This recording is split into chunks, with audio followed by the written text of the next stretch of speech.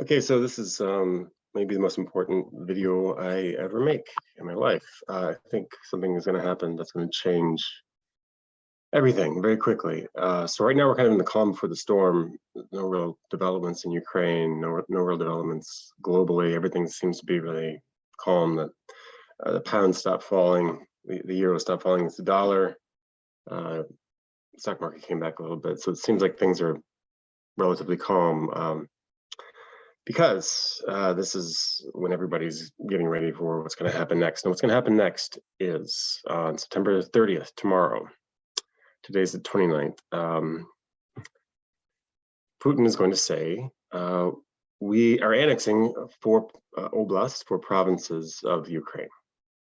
And people are ignoring this like it's no big deal. Like he's just bluffing or something. And he literally said, I'm not bluffing. So he's not bluffing. He's going to annex these four parts of Ukraine, and he's going to say, anybody attacking these four oblasts, anybody present who is not with us, as in like the armed forces of Ukraine, will be attacked by our military. And when we say our military, people, they've been attacking for the past 6-7 months.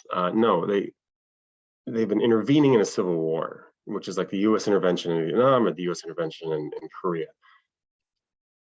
Fighting a war on your own territory is very, very different. Just like Americans may or may not have supported the war in Vietnam, but if America itself were under attack, we would act very differently.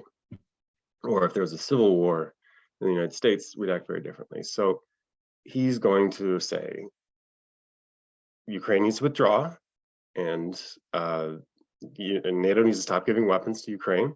And if we don't do that, we are going to use all the weapons at our disposal to end the Ukrainian threat to these provinces and to stop the flow of weapons from NATO.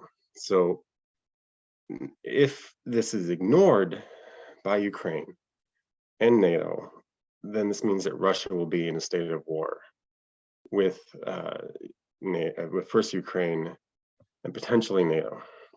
I wouldn't be surprised if Russia basically says, if you guys keep supplying weapons, we're going to start attacking your territory. Now, this, of course, would be nuclear war. And I don't see how it's going to be avoided at this point, because both sides are not backing down. One side escalates, the other side escalates, and neither side seems willing to talk to each other. People are calling for the overthrow of Putin, calling for regime change in Russia, which is what this is all about. Of course, this is about regime change. But like I said, it could be regime change in Russia, or it could be regime change in Europe or the United States. It could be the end of NATO, could be the end of the EU, could be the end of a lot of things.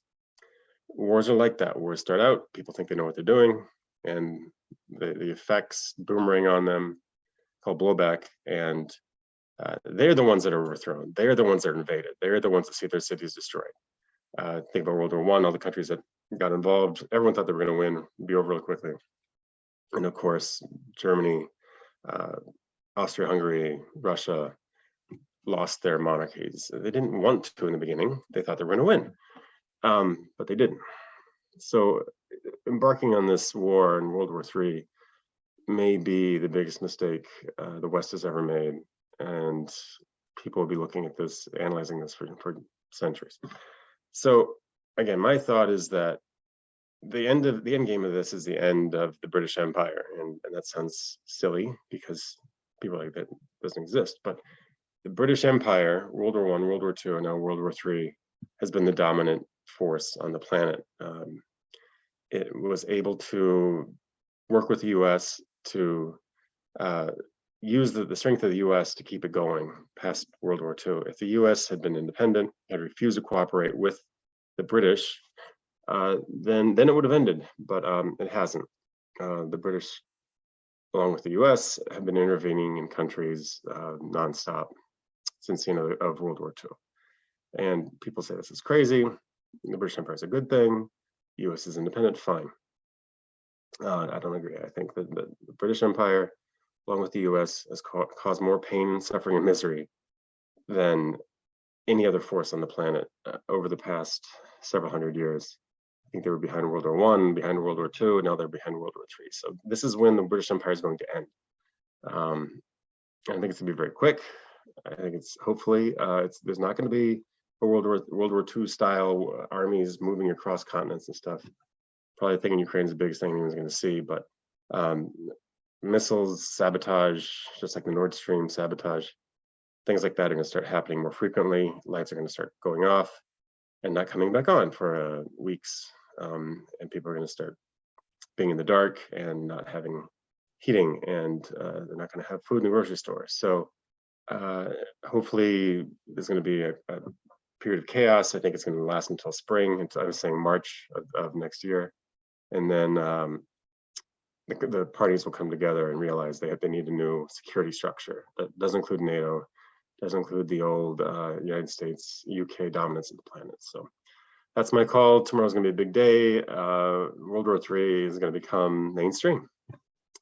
One way or another, there's going to be an ultimatum from Russia, and it's going to be ignored, and then God help us all. So anyways, that's what I have to say for today. Thank you.